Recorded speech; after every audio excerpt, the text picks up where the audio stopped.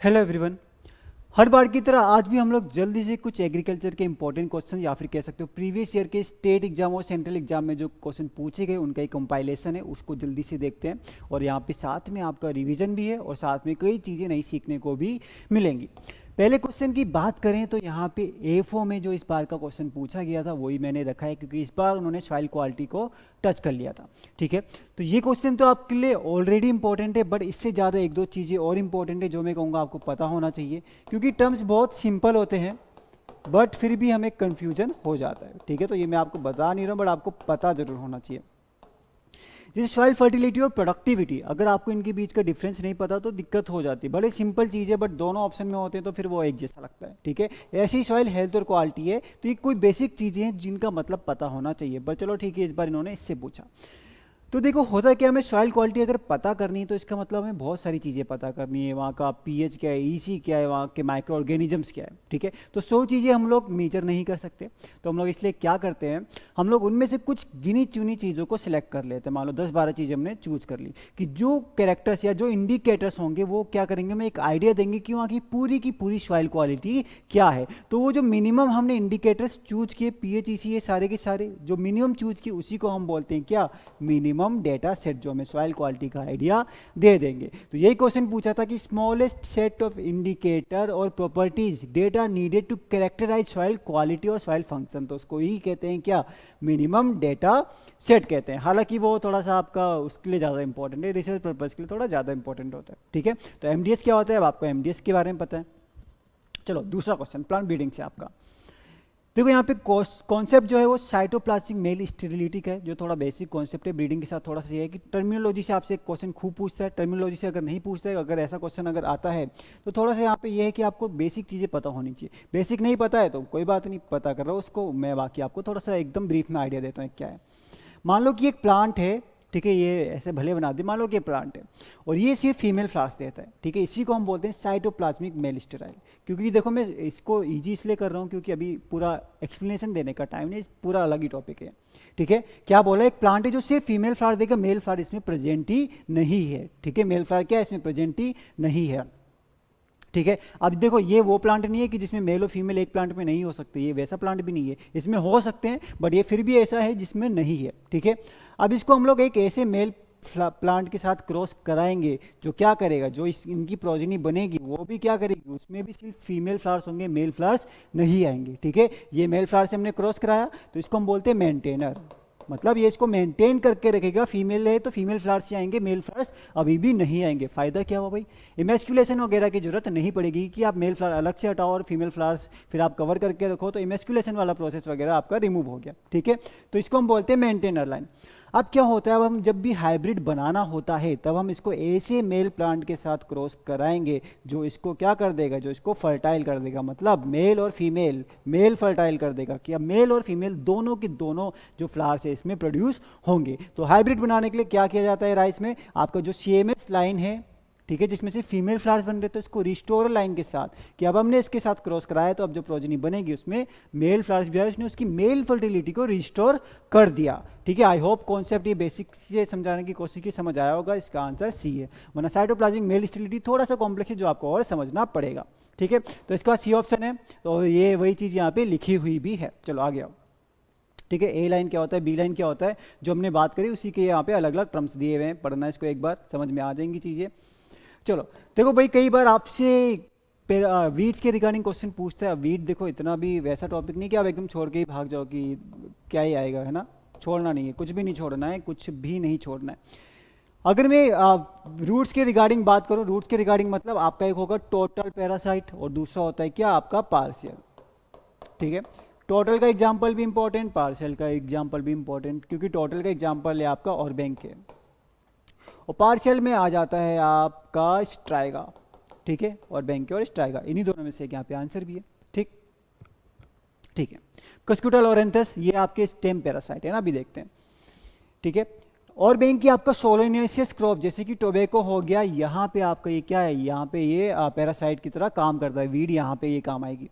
स्ट्राइगर की अगर मैं बात करूँ तो ये आपका शुगर केन हुआ, आपका शुगर केन के साथ सोरगम हुआ, और सोरगम के अलावा पर मिलेट हुआ। तो ये सारे के सारे में आपका यहाँ पे क्या आ जाता है, आपका यहाँ आ जाता है पार्शियल पैरासाइट कौन सा, स्ट्राइगा। ठीक है, तो इसका जो आंसर है पर मिलेट का वो आपका स्ट्राइगा आंसर बिल्कुल सही होगा। तो ये जो यहाँ पे लिखे हुए हैं ये बहुत इंपॉर्टेंट है, आपको ये याद करने हैं ना। एक पॉइजनस वीड है आपकी और दूसरी क्या है, पैरासिटिक वीड है on the basis of speciality. Weed में जो सबसे ज़्यादा बड़ी चीज़ है ना जो आपको मोस्टली याद करनी है वो उसका क्लासिफिकेशन ही है। ठीक है, तो पॉइजनस आप देख लेना, पैरासिटिक यहाँ बहुत इंपॉर्टेंट है, यहाँ पे रूट के लिखे और बैंक और स्ट्राइगा, और आपके स्टेम और आपके स्टेम के यहाँ नीचे लिखे हैं कि कस्कोटा हो गया आपका ल्यूसर्न में, और आपका ये भी बहुत इंपॉर्टेंट है लोरंथस जो आपका मैंगो या फिर अदर फ्रूट ट्रीज में भी लगता है। तो ये चारों के चारों बहुत ज़्यादा इंपॉर्टेंट है जो आपको याद होने चाहिए, एग्जाम में इनसे फ्रिक्वेंटली क्वेश्चन पूछे जाते हैं। मिलेट अभी का ट्रेंडिंग टॉपिक 2023 साल रहा है मिलेट का, ठीक है, ईयर ऑफ मिलेट्स। तो मिलेट में आजकल क्वेश्चंस बनने लगे हैं, हालांकि ये तो बहुत ही बेसिक क्वेश्चन है, बट मिलेट के बारे में बेसिक तो आपको पता हो, उनका मतलब मेजर कौन सी मिलेट है, माइनर कौन सी मिलेट है, भाई साइंटिफिक नाम क्या है इनका, थोड़ा थोड़ा बेसिक आइडिया मिलेट का होना जरूरी है। ठीक है, चलो क्या कह रहे हैं कि इनमें से कौन से है कि जो माइनर मिलेट नहीं है, माइनर मिलेट नहीं है। माइनर अगर याद नहीं होती तो 3 मेजर मिलेट है उनका नाम याद कर लो, कौन कौन से वो 3 मेजर मिलेट। एक हो गया आपका सोरगम, एक हो गया आपका पर मिलेट, और एक हो गया आपका फिंगर मिलेट। तो पर मिलेट जो है वो मेजर मिलेट में आते हैं, बाकी सारे आपके kodo millet, foxtail millet, barnyard millet, ये सबके सब किस में आ जाते हैं, ये सब के सब आपके माइनर मिलेट में आते हैं। ठीक है, तो टेबल इंपॉर्टेंट है यहाँ पे कि ये तीनों आपके क्या आ गए, आपके तीनों के तीनों बड़े मिलेट्स हैं, मेजर मिलेट्स हैं। ठीक है, तीनों, और स्मॉल मिलेट्स में आपके सारे के सारे आ गए। एमरैंथस चौलाई, उत्तराखंड के एमरैंथस चौलाई को क्या मिला है, पिछले साल जीआई टैग भी मिला हुआ है। ठीक है, तो ये आपको साइंटिफिक नेम भी बहुत इंपॉर्टेंट है जो आपको याद करने हैं। चलो भाई, फिप्रोनिल का मोड ऑफ एक्शन देखो, इंसेक्टिसाइड का मोड ऑफ एक्शन देखो, मैं तो जल्दी जल्दी बोल दे रहा हूँ, आप तो वीडियो पॉज कर सकते हो, स्लो कर सकते हो, वैसे कोई पॉज स्लो नहीं करता, सब 2x में ही देखते हैं ना, 2x में नहीं तो 1.5 में तो एटलीस्ट देखते हैं, देखो 1.5 2 जो भी देखने हैं। देखो इंसेक्टिसाइड में मोड ऑफ एक्शन पढ़ना जरूरी है, यहाँ पे बस थोड़ा सा ये होता है कि बेसिक अगर हमें नहीं पता कि भाई आपका नर्व सेल क्या है, साइनोप्टिक कॉम्प्लेक्स क्या है, तो फिर उड़ जाता है दिमाग से कि ये एक्चुअली मोड ऑफ एक्शन है क्या। तो मैं कोशिश कर रहा हूँ कि एक इंसेक्टिसाइड मोड ऑफ एक्शन के ऊपर ही एक यूट्यूब पे सेशन भी लेके आया जाए। ठीक है, तो देखो मैं आपको थोड़ा सा एक बेसिक यहाँ पे आइडिया दे रहा हूँ, क्योंकि वही वाली बात है कि लंबा चौड़ा कॉन्सेप्ट नहीं समझा रहा हूँ, बट थोड़ा सा आइडिया तो देना ही पड़ेगा ना, वरना काम कैसे चलेगा। ठीक है, मान लो कि नर्व सेल है, नर्व सेल मतलब क्या है, नर्व को ट्रांसफर करेगा। अब नर्व ट्रांसफर करना मतलब मैंने यहाँ पे टच किया तो मुझे पता चली कि मैंने टच किया है, ये ऐसे ही नहीं पता चला, यहाँ पे नर्व गई तब जब ब्रेन तक तब जाके पता चला। ठीक है, तो यहाँ पे ये होता है, नर्व सेल इस तरीके से जुड़े होते हैं और आगे नर्व ट्रांसमिट करते हैं। तो देखो ये ट्रांसमिट नर्व कैसे करते हैं कि भाई सोडियम आयन इसके अंदर आता है, सोडियम आयन इसके अंदर आता है, और ये सोडियम आयन की वजह से क्या हो रहा है, यहाँ पे एक इलेक्ट्रिक चार्ज आ रहा है कि पॉजिटिव आयन है, मतलब चार्जेस की वजह से क्या होता है, करंट सा फ्लो होता है। तो सोडियम मतलब पॉजिटिव चार्ज बार बार अंदर आ रहा है, इस वजह से करंट फ्लो हो रहा है। ठीक है, हो रहा है करंट फ्लो, बढ़िया है, कोई दिक्कत नहीं है। अब देखो सोडियम ने इसको एक्साइट किया, करंट आगे भेज दिया, अब जैसे सोडियम का काम खत्म हुआ तो अंदर क्लोरीन आ जाते हैं। ठीक है, अंदर क्लोरीन आ गए तो पॉजिटिव नेगेटिव न्यूट्रलाइज हो गया और वो जो चार्ज था वो खत्म हो गया। ठीक, अब फिप्रोनिल क्या करता है, यहाँ पे जो ये क्लोरीन आते हैं ना, तो यहाँ पे आपका होता है क्या, गाबा रिसेप्टर्स होते हैं, मतलब गाबा एक न्यूरोट्रांसमीटर है, गाबा आपका आके इस पे बाइंड करेगा, और गाबा इस पे आके बाइंड करेगा, तभी आपका क्लोरीन इसके अंदर पंप होगा, अंदर जाएगा। अब फिप्रोनिल क्या करेगा, इस गाबा को बाइंड ही नहीं होने देगा, यहाँ पे आने ही नहीं देगा, और गाबा यहाँ पे नहीं आए तो क्लोरीन अंदर नहीं जाएगा, और क्लोरीन अंदर नहीं गया तो सोडियम अपने काम में लगा रहेगा, नर्व्स को आगे भेजता रहेगा, और इंसेक्ट की पैरालिसिस होगी, डेथ हो जाएगी। ठीक है, और ये जो दूसरे नंबर पे लिखा है ये भाई डीडीटी, ऑर्गेनोक्लोरीन्स, डीडीटी का है ये मोड ऑफ एक्शन, तो ये सब आपको पता होना जरूरी है। तो इसका आंसर नंबर सी हो गया। फिप्रोनिल आपका फिनाइल पायराजोल ग्रुप का आता है, थोड़ा सा अलग है आपका फिप्रोनिल। ठीक है, फिनाइल पायराजोल ग्रुप एक अलग ग्रुप है, उसके अंदर आपका इंसेक्टिसाइड आता है। बेसिक सा क्वेश्चन, प्लानिंग कमीशन हुआ आपका, ICAR हुआ आपका, NBSSLUP हुआ, SSLUP। प्लानिंग कमीशन के हिसाब से आपके क्या पूछा है आपका, कहाँ गया, एग्रो क्लाइमेटिक जोन्स। ठीक है, एग्रो क्लाइमेटिक जोन्स कितने हैं आपके, 15 है प्लानिंग कमीशन के हिसाब से, 131 है ICAR के हिसाब से।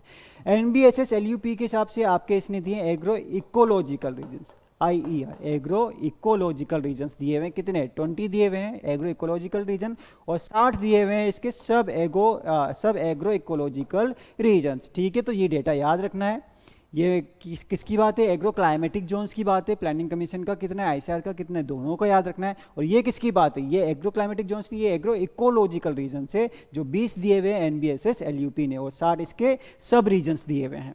ठीक है, तो 15 इसका आंसर बिल्कुल सही है। 15 आई होप आपको पता होगा, बट उसके अलावा जो 131 है, 20 है, वो सब भी आपको पता होना चाहिए। कहाँ 15 है कहाँ 20 है, कन्फ्यूजन नहीं करना। एलाइसा, एलाइसा टेक्निक है।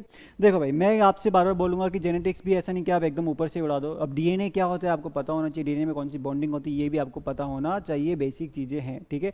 आप बेसिक एग्रीकल्चर की बुक फॉलो करते हो ना, जैसे कात्यायन है, तो उसमें भी ये चीज़ें मेंशन है। और एग्जाम में आप एफओ की अगर मैं बात करूँ, वहाँ भी आपसे डीएनए के रिगार्डिंग क्वेश्चन पूछा हुआ है, ठीक है। तो आपको मैं कहना चाह रहा हूँ कि पढ़ो, अच्छे से पढ़ना है सब कुछ। देखो भाई, एलिसा क्या होता है आपका? इंजाइम लिंक्ड इम्यूनोसॉर्बेंट एसे, इंजाइम लिंक्ड इम्यूनोसॉर्बेंट एसे, मतलब देखो ये करता क्या है।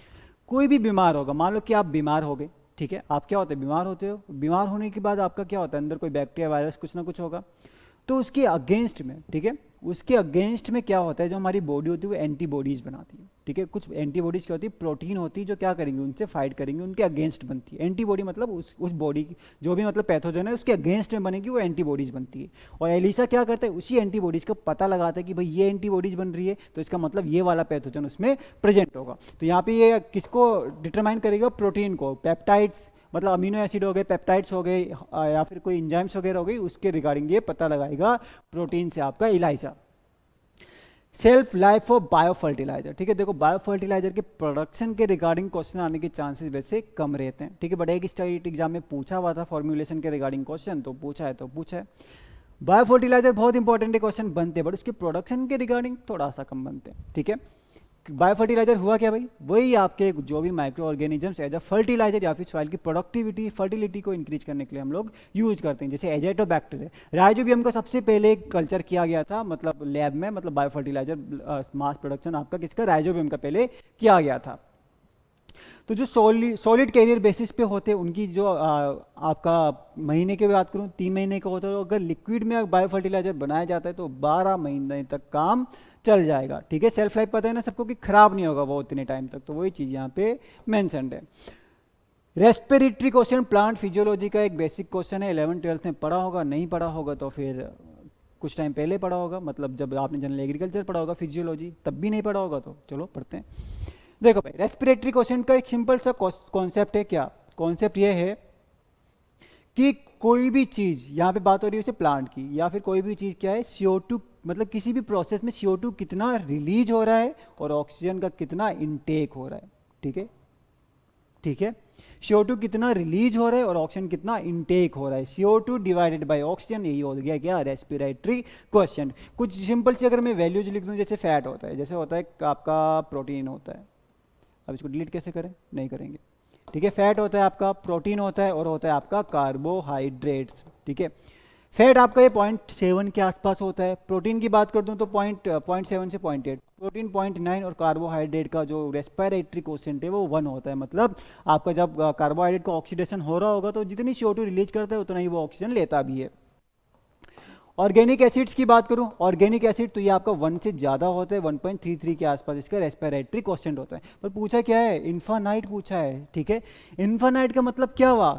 इन्फानाइट का मतलब हुआ जैसे एनारोबिक रेस्पिरेशन है, मतलब आपका CO2 भले जितना भी हो, बट आपका जो नीचे ऑक्सीजन है, एनारोबिक मतलब ऑक्सीजन गायब, ऑक्सीजन गायब मतलब 0, और 1/0 इज इन्फानाइट। तो एनारोबिक रेस्पिरेशन के केस में क्या हो जाएगा? इट इज इन्फानाइट, ठीक है, ठीक है। अरे क्वेश्चन कैसे रिपीट हो गया हमारा? रिपीट नहीं हुआ, ये आ गया। बता भाई, इनमें से कौन से पेड़ है जो आपका इंडिया का है ना, हमारे इंडिया का, ठीक है। मैं यहाँ पे 2-4 वर्ड लिखता हूँ, तब तक आप अपना दिमाग चलाइए। नहीं, ऐसे लिखूंगा तो आंसर ही पता चल जाएगा, है ना। ऐसे लिख देते हैं, मैक्सिको, ठीक है, इथोपिया, और क्या है आपका? पेरू, आपका अमेरिका आ गया, और आ गया आपका अफ्रीका, ठीक है। तो ये सारी की सारी जो क्रॉप्स यहाँ पे इनके सेंटर ऑफ ओरिजिन मैंने लिख दिए हैं। क्यों? क्योंकि सनफ्लावर, टोबैको और मैजिक तीनों की तीनों हैं जो आपके कहाँ के हैं? ये आपके मैक्सिको के हैं। कैस्टर है आपका इथोपिया का, पोटैटो है आपका पेरू का, और नेपियर ग्रास है आपका अफ्रीका का। नेपियर ग्रास या फिर एलिफेंट ग्रास जिसको कह देते हैं, वो कहाँ का है? अफ्रीका का है, ठीक है। तो आप ये तीनों तो आपको मैंने बता दिए। तो जो पहला वाला है मूंग बीन एंड उड़द बीन, ये कहाँ की ओरिजिन है इनकी? ये हैं आपके इंडिया के हैं, ठीक है। चलो देखो ये वाला क्वेश्चन है, अगर न्यूमेरिकल वाली क्लास अगर मैंने जब भी कराई है आपकी, तो मैंने आपको एक ही कॉन्सेप्ट उसमें सबसे ज़्यादा एम्फेसाइज किया, सबसे ज़्यादा फोकस किया है, and that is unitary method, क्योंकि वो आपसे पूछ लेता है कहीं ना कहीं। ये भी आपका वही चीज़ है, ठीक है, ये भी आपका वही चीज़ है, यूनिटरी मेथड है। 10 रुपये की 2 पेंसिल तो 100 रुपये की कितनी पेंसिल, वही वाली बात है। कैसे वही वाली बात है, क्या पूछा है दोस्तों से 60 kg जूट 1 हेक्टेयर में मिल रहा है, तो ईल्ड जूट की ईल्ड कितनी है, मतलब आपको केजी से बेल्स में कन्वर्ट करना है। कैसे कर देंगे, ऐसे कर देंगे। जूट का पूछा है ना, जूट का तो आपका 180 होता है, जूट का होता है 180, ठीक है। तो 180 का बनेगा एक बेल, ठीक है। 180 kg, इधर मैंने केजी लिखा है, इधर मैंने बेल लिखा है। यूनिटरी मेथड में एक चीज़ हमेशा याद रखना, सेम साइड सेम चीज़ लिखनी है। 180 kg का एक बेल बना, ठीक है, तो आपका कहाँ गया 2700 kg का कितना बनेगा, क्रॉस मल्टीप्लाई कर दो। कैसे क्रॉस मल्टीप्लाई करना है, सामने वाले को इधर मल्टीप्लाई करो, 2700 डिवाइडेड बाय 180 कर दो। बर्दी मैं भी ट्राई करता हूँ, बट मेरा मोबाइल एक्चुअली, चलो मिल गया, है ना। 15 आ जाएगा वैसे, एक बार फिर भी कर लेते हैं एक बार, है ना, करके देखने में और अलग ही लगता है। तो आप भी करो इसको एक बार, उतने में मैं भी कर देता हूँ। कितना आ गया 2700 डिवाइडेड बाय 180, है ना भाई, आ गया ना 15, ठीक है ना। एफओ का प्री एग्जाम थोड़ी दे रहा हूँ कि मुझे कैलकुलेशन बहुत फास्ट करनी है, बट 15 यहाँ पे 15 बेल्स आ गए, यूनिटरी मेथड सिंपल सा लग जाएगा, ठीक है। चलो आगे आ जाए। Which of the following is an example of perennial weed. Weed में देखो आपको मेन चीज़ जो याद रखनी है, उसका क्लासिफिकेशन याद रखना है। बहुत लंबा चौड़ा है भाई, इसके बेसिस पे क्या होगा, स्टेम के बेसिस पे क्या होगा, बहुत सारा क्लासिफिकेशन है, ठीक है। तो एक आपका इसके बेसिस पे भी, उसकी लाइफ साइकिल के बेसिस पे भाई, कि एनुअल होगा, बाइनियल होगा, कि पेरिनियल होगा। देखो भाई एनुअल क्या हुआ, एनुअल का क्या है कि एक साल के अंदर या फिर सिर्फ एक सीजन में उनकी वेजिटेटिव ग्रोथ होगी, फिर वो सीड सेट करेंगे, और सीड सेट करने के बाद उनकी लाइफ एंड हो जाती है, ठीक है। वो होते हैं आपके क्या, एनुअल्स होते हैं। दूसरा बाइनियल। अब बाइनियल का कॉन्सेप्ट अलग है, क्या अलग है कि ये एक सीजन या फिर एक साल क्या करेंगे, वेजिटेटिव ग्रोथ करेंगे मजे से, नेक्स्ट साल ये रिप्रोडक्शन या फिर सीड सेट करेंगे, ठीक है, और नेक्स्ट साल फिर उनकी डेथ हो जाएगी। तो मतलब 2 साल तक इनका काम चलेगा। पेरिनियल क्या है, पेरिनियल अब थोड़ा सा ज़्यादा है, मतलब 2 साल से भी ज़्यादा इनकी लाइफ साइकिल कंटिन्यू रहती है, और इनके बहुत सारे अलग अलग मेथड है रिप्रोडक्शन के, मतलब स्टोलन भी बनाते हैं, मतलब राइजोम, पता नहीं बहुत सारी चीज़ें अलग अलग बनाते रहते हैं, ठीक है। तो चिनोपोडियम एल्बम आपका है एनुअल का एग्जाम्पल, वाइल्ड कैरेट आपका हाँ बाइनियल का ही है, और यहाँ पूछा कि इसका है पेरिनियल का, और पेरिनियल आपका सिप्रस रोटेंडस यहाँ पे आपका किसमें आ जाएगा, पेरिनियल में आ जाएगा, ठीक है। ये तो देखो अब थोड़ी सी रट्टा मारने वाली बात है, तो वो चीज़ें यहाँ पे लिख दी गई है कि आपके एनुअल वीड्स क्या होते हैं, क्योंकि कई बार ना ऐसे भी पूछता है कि सीड जैसे बहुत ज़्यादा बनाते हैं, तो इनके बारे में इसलिए मैंने ये चीज़ों को हटाया नहीं, यहाँ पे रहने दिया। बाइनरी वीड्स के बारे में क्या होगा ये मैंने आपको बता दिया है, बट इसके एग्जाम्पल यहाँ पे लिखे हुए हैं कि आपके जो ये आपके एनुअल्स वीड है, मानसून और विंटर अलग है। चिनोपोडियम एल्बम बहुत इंपॉर्टेंट एग्जाम्पल यहाँ रहेगा। बाइनर्स की ये 2 इंपॉर्टेंट एग्जाम्पल्स है जो आपको ध्यान में रखने हैं, और उसके अलावा पेरिनियल्स की बात करेंगे, ठीक है। पेरिनियल्स की खास बात क्या है कि ये एडवर्स क्लाइमेटिक कंडीशन को भी झेल सकता है। अब ये आप देख लो यहाँ पे, ठीक है, ये आप पूरा देख लो, सिप्रस रोटेंडस ये रहा हमारा। तो ये पेरिनियल वीड्स के एग्जाम्पल हैं जो आपको इनमें से काफ़ी सारे याद भी करने हैं, ठीक है। तो ये आप देखो और हम बढ़ते हैं आगे। चलो भाई एक क्वेश्चन और पूछ ही लेते हैं फिर, ठीक है, एक और वीड का, बस वीड का समाप्ति कर देंगे यहीं पे। एक्वेटिक वीड मतलब जो आपको एक्वेटिक मतलब क्या, पानी जहाँ ज़्यादा होगा वहाँ देखने को मिलेगी, जैसे कौन सी, Eichhornia. It is a floating aquatic weed, float करती रहती है पानी के ऊपर, बहुत इंपॉर्टेंट वीड है इकोर्निया। ग्रास में है इकाइनोक्लोवा कोलोनम, क्या सही लिखा है, इकाइनोक्लोवा का यहाँ पे सही लिखा हुआ है, ठीक, बताओ। ब्रॉड लीफ में लिखा है इल्यूसिन इंडिका, और आपका सेजस में लिखा है आपका फिब्रिस्टाइलिस मिलेशिया, ठीक है। तो देखो एक्वेटिक वीड बिल्कुल सही है, ग्रासेस में काइनोक्लोवा कोलोनम हो गया, आपका साइनोडोन डेक्टाइलोन हो गया, दोनों बिल्कुल सही है, पर आपका ब्रॉड लीफ नहीं है इल्यूसिन इंडिका, ये भी आपका ग्रासेस पोएसी के अंदर ही आ जाता है, बाकी सारे के सारे ऑप्शन सही है। तो ग्रासेस कौन से जो पोएसी के अंदर आएंगे, 2 बहुत इंपॉर्टेंट एग्जाम्पल है जो यहाँ पे मेंशन किए हुए हैं, आपको याद रखने हैं। सेजेस की फैमिली भी याद रखनी है आपकी, सिप्रेसी होती है, सिप्रेसी मतलब सिप्रस रोटेंडस आ गया आपका, और ये वाला ऑप्शन भी आ गया। और ब्रॉड लीफ वीड की बात करें तो वहाँ पे भी आपको 3 एग्जाम्पल्स यहाँ पे लिखे हुए हैं। और एक्वेटिक वीड्स ये भी थोड़े से इंपॉर्टेंट है, ये एग्जाम्पल्स आपको देखने हैं और एग्जाम्पल आपको याद रखने हैं। जो बहुत ज़्यादा इंपॉर्टेंट है वो तो मैंने ऑलरेडी बोर्ड किए हुए हैं, ठीक है, बट ये टाइपा पॉलीगोनम वगैरह ये सब भी आपको पता होने चाहिए। वीड में देखो यही दिक्कत है बस कि थोड़ा रट्टा ज़्यादा मारना है बस। आई थिंक ये लास्ट क्वेश्चन होगा या फिर इसके बाद एक और होगा और फिर हो जाएगी एंड। लास्ट क्वेश्चन है तो समझ ही लेते ना एक बार। ये एफ में एक क्वेश्चन पूछा था आपसे, क्या पूछा था क्वेश्चन, चलो याद नहीं आ रहा मुझे, है ना, एनपीवी के रिगार्डिंग ही क्वेश्चन था ये। एनपीवी तो न्यूक्लियो पॉलीहाइड्रोसिस वायरस, ठीक है, न्यूक्लियो पॉलीहाइड्रोसिस वायरस। तो देखो भाई करते क्या है ना, करते क्या है यहाँ पे, हाँ, एक नेचुरल डिसीज है, मतलब जैसे हमको जुकाम हो गया वो भी तो वायरल डिसीज है, ठीक है, मतलब एक नेचुरल डिसीज है, तो कई सारी नेचुरल डिसीज हो सकती है, किसी को भी हो सकती है, तो कैटरपिलर को भी हो सकती है, तो वही एक वायरल डिसीज है। बट हमने देख लिया कि भाई इसको ये डिसीज हो रही है, तो हमने क्या किया, वायरस को निकाला, उस वायरस का मल्टीप्लीकेशन किया, उसको बढ़ाया, बढ़ाने के बाद हमने उस वायरस को क्या किया, हमने जो कैटरपिलर है उसको इन्फेक्ट कराया। क्यों? क्योंकि भाई वायरल डिसीज है, एक कैटरपिलर को इन्फेक्ट कराएंगे, सब कैटरपिलर में फैलेगी और कैटरपिलर मरना शुरू कर देंगे, एक वायरल आउटब्रेक करा दिया जाएगा। उसी के लिए यूज होते हैं एनपीवी का। बट दिक्कत एक है कि भाई कैटरपिलर तो हमारा सिल्क वर्म भी है, उसके में अगर ये आया तो दिक्कत हो जाएगी। क्यों? सिल्क वर्म का कैटरपिलर हमारे लिए बेनिफिशियल है, तो वहाँ पे डिसीज है जिससे बचाया जाता है सिल्क वर्म के कैटरपिलर को। बट स्पेशली अगर हम एनपीवी की बात करें जो इसका यूज होता है, ये हेलिकोवर्पा, हेलिकोवर्पा आर्मी जेरा के लिए यूज किया जाता है इसका, ठीक है। तो ये कॉटन यहाँ पे आपका, इसके लिए ज़्यादा एनपीवी ज़्यादा यूज कॉटन के लिए किया जाता है, ठीक है। तो जल्दी से हमने ये कुछ क्वेश्चंस को डिस्कस किया है, तो आज के लिए इस वीडियो में इतना ही। नेक्स्ट वीडियो में और भी कुछ क्वेश्चन डिस्कस करेंगे और कोशिश करूंगा कि मतलब कुछ और इंपॉर्टेंट सेशंस यहाँ पे लेके आए जाएं। Thank you so much, have a great day and have a good night.